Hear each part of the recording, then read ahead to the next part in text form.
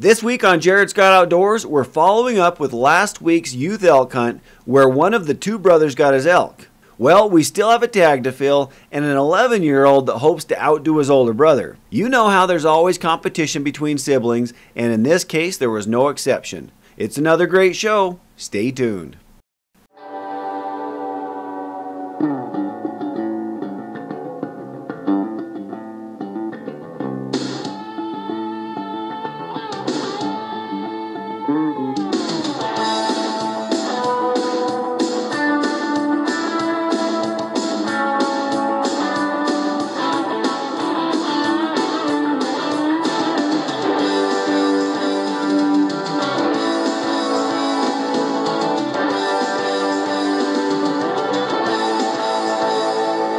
Welcome to Jared Scott Outdoors, your source in the field for local outdoor news.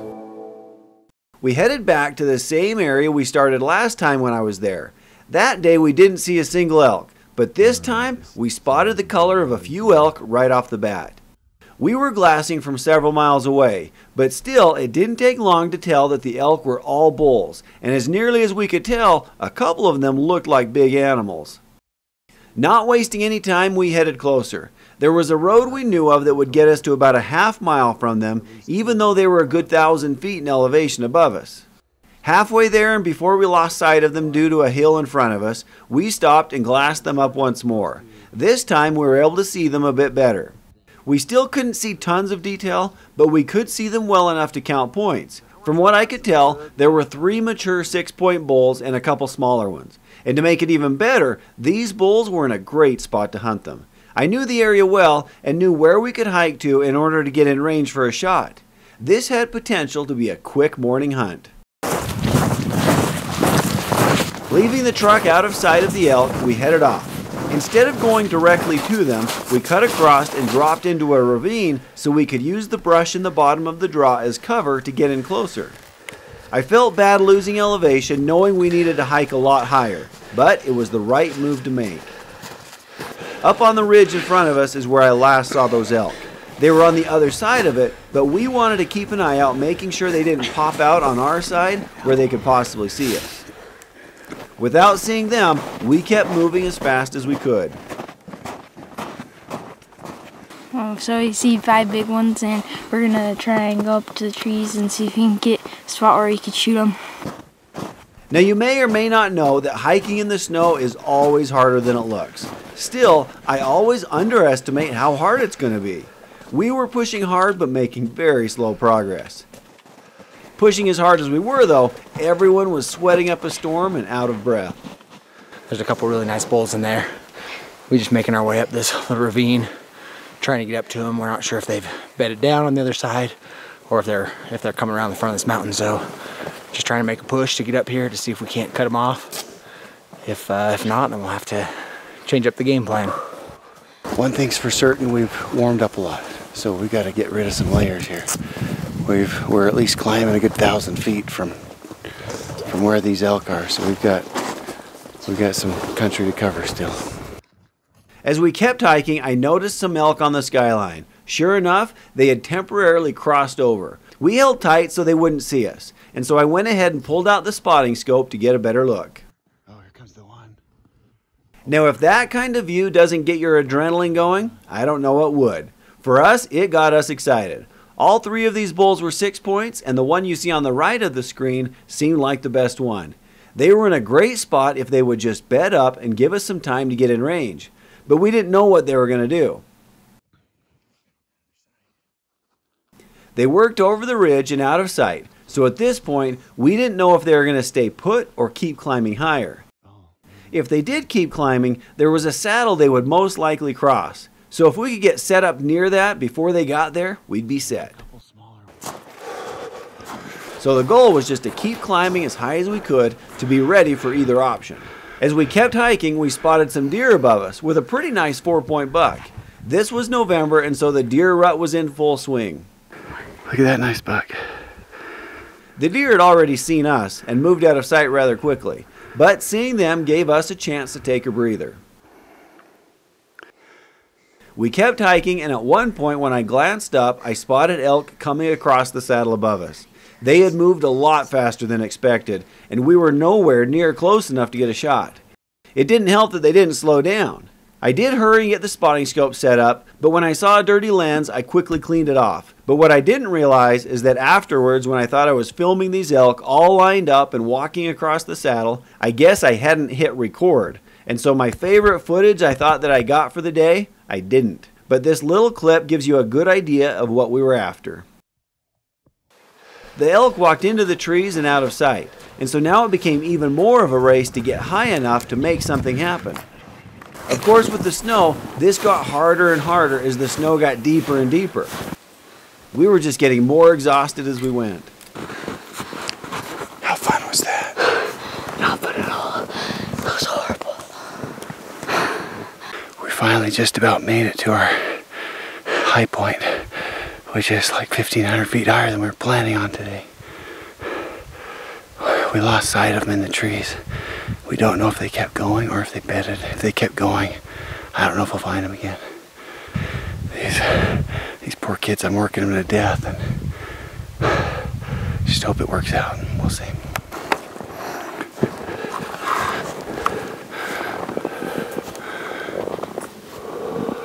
Slowly creeping over the top to look across the other side and the trees we last saw the elk walk into, I was really hoping to find them bedded up somewhere. I glassed and picked over every opening in the trees, but couldn't find the elk at all. It appeared that they had just kept on going, which actually surprised us. It really seemed odd that these elk covered so much ground so fast this time of year. What we didn't know, but that we found out later, was that some other hunters had seen the elk and gone past our truck, hiking right towards the elk in plain sight. We were up ahead of them, but since the hunters hadn't kept out of sight, they pushed the elk more than they would have otherwise. As tired as we were, we only had two options. Hike back to the truck, or since we were so close anyways, just keep going to the top and try to find them again.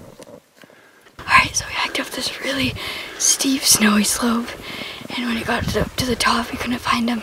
So we think that they went over the ridge, so now we have to hike up even more to see if we can find them.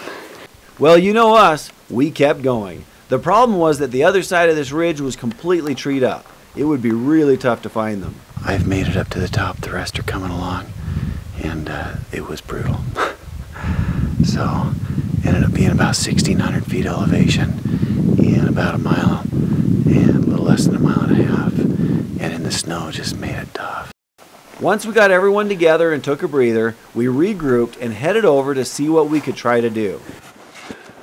After discussing it and seeing no other options, we decided to just quietly sneak through the trees. I had a hunch that these bulls would be bedded up right on the ridgeline ahead of us somewhere.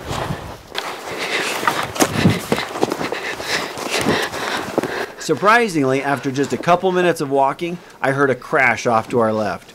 Running over that way, I got there just in time to watch one of the big bulls running over the finger ridge we had just been resting on. That seemed odd to have spooked it without seeing it, but there were only tracks of one bull. Maybe the others were still here. We looked around and found their beds in the snow right where I thought they would have bedded up, but sure enough they had bailed off the other direction. We just couldn't figure out what it was that spooked all these bulls so quickly, because we had the wind in our favor and they spooked before they could have seen us. Found all the elk had busted out, and then a couple other hunters came over. It's public land, so there's not much you can say about that. They had also seen the elk. The frustrating thing, however, I will admit, is that they saw our rig. They knew we were going in, and they moved over into another spot going with the wind to their backs, and so they said everything was all wrong, and the wind included, but we figured we'd go in anyways. So that was kind of frustrating because they knew we were there, and they still went in with everything wrong and busted the elk out. So we still tried to get some vantage points and find them, but nothing's happening. So we'll bail off, and now we're just left with a couple hours of daylight and see if something happens. That day was a hard pill to swallow, but Karter hadn't given up yet. Derek and his boys got out a few more times when I couldn't go, but they were fogged out both days, and the elk stayed hidden under those lousy conditions. With the season ending, we managed to give it one more try. It is now about a week later, and oddly enough, we are back up to the exact same spot we were last time you saw.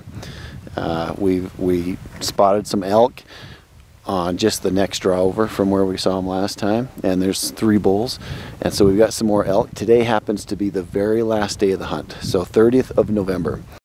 When we spotted these elk from a ways off, we found 3 of them, and like before, they were all bulls. There was a good chance these were some of the same ones we'd seen before, but with it being the last day of the hunt, it really didn't matter. Whatever bulls we could get in on, we would. As near as I could tell, one was a solid 6-point, while the other 2 were a bit younger. They were actually on the next ridge over from where we had seen them the week before. In fact, they were on the very ridge we had hiked up last time. We found a couple big bulls. We're gonna go up, see if we can get up, and it's gonna be another fun hike.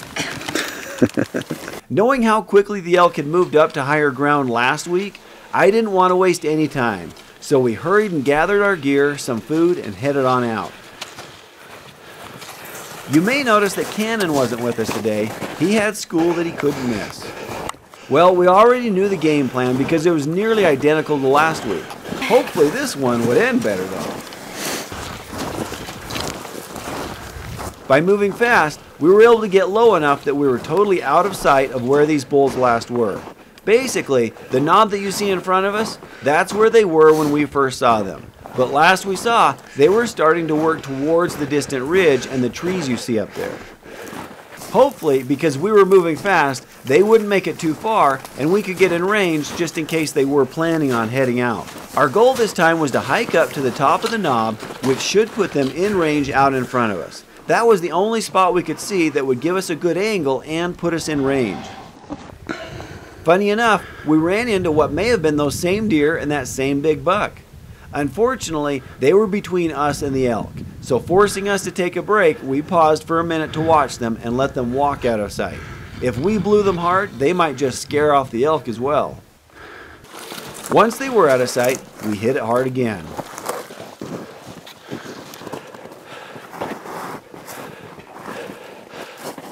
When I saw that this part of the hill was mostly burned off of snow, I worked that way. However, it came back to bite us in the butt, as the snow here was very crusty and loud, and there was still enough snow that we couldn't avoid it. Hopefully, the hill between us would also block the noise of us in this crunchy stuff. Alright, as you can see, we've put a good sweat on, but we're almost to the top. The elk did start skirting across the face. That's going to take them up high into those trees again, so we kind of had to push it to try to get to them before they disappear. We don't know if they have yet or not. We're almost over the top. The snow's getting loud, so we're just going to get over, see what's going on. Getting close though, it was time to make a few changes to what we were wearing.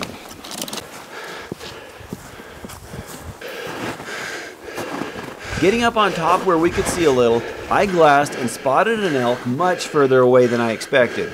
In fact, they were just getting into the trees on the far ridge. I realized that in just a few minutes, these elk would be out of sight completely.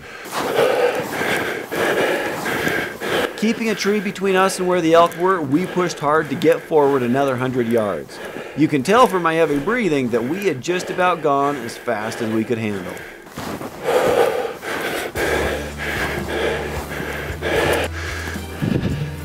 I figured after popping out through this tree, we'd have to make our play right here. As I zoomed the camera up ahead on the ridge, I spotted only one elk still visible. The other 2 had already gotten into the trees, and now I was really feeling hurried. Kate took the camera, and Derek and I tried to help Karter get set up and ready for the shot. He was having a hard time finding it, and we finally realized he had some branches in his line of sight.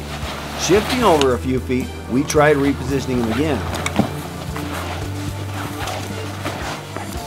Now, after all the exhaustion and heavy breathing, his glasses had fogged up. Getting them cleaned up, he was once again good to go. We still needed another pack so he could get set up aiming higher and have a good solid rest. This bull was just over 500 yards off, and he needed to be steady.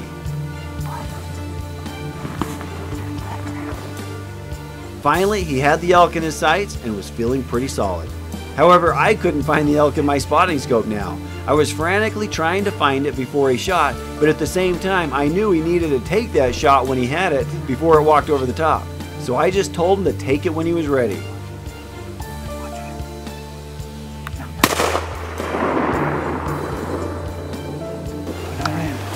I think he got him. Hold on. He's there, broadside. You see him? Get him again. He's up to the right. Well, I obviously couldn't see the elk at the shot, so I had no idea if it was hit. But Derek thought it acted like it was. He watched it walk a little odd until it disappeared behind some trees. So now we were left just wondering. We hadn't seen it go over the ridge, but there was one spot it could have snuck over without us seeing it. For now, all we could do was glass and keep a sharp eye out. Of course, if we didn't ever see anything, we'd just have to hike on up there. Suddenly, I spotted him. He was obviously hit, but still standing. He had moved to our right a bit further than we thought, but was now easy to see. Okay, I want to see some. Getting Karter set up again and dialed in, after a shot or two, he made a solid lung shot that put it down for good.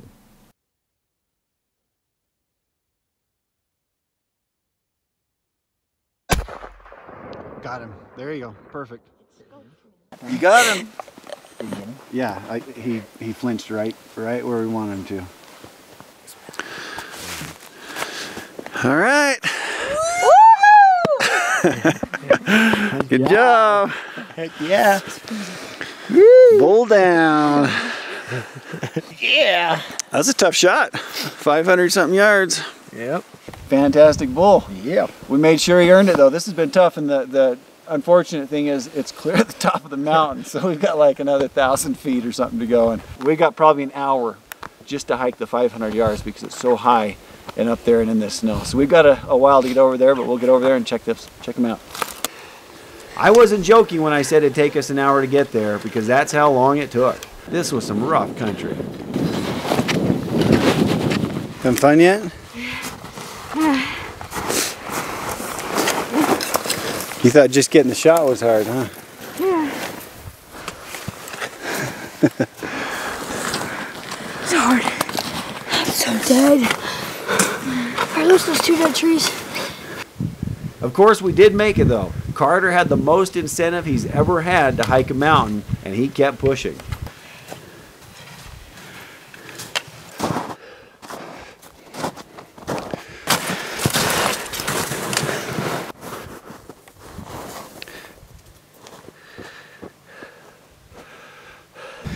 What do you think, Karter?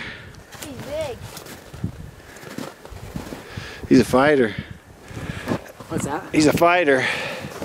What do I need? Right here? Got a broken 5th and a 6th and a 4th, or 3rd, I mean. So he's actually missing a 3rd on this side. So it's a 5x7. So he's that one we saw in the video last time. Yeah, he's got that long, this is the long back end that we could see. This is awesome. Oh man. Karter, what do you think? It's pretty cool. Does this give you bragging rights over Kannon? Yes. Yeah, so Kannon couldn't make it today. He's going to be disappointed.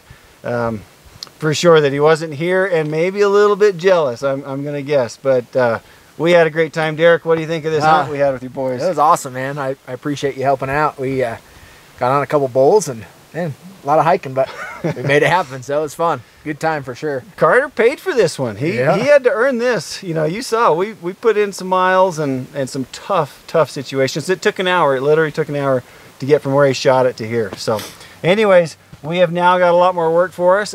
At least with this one, we've got daylight, so we're pretty excited about that. However, we are pretty much at the top of the mountain. So Yeah, nice job. yeah, you're supposed to shoot it and have it run down. But anyways, tune in next week at the same time for another episode of Jared Scott Outdoors.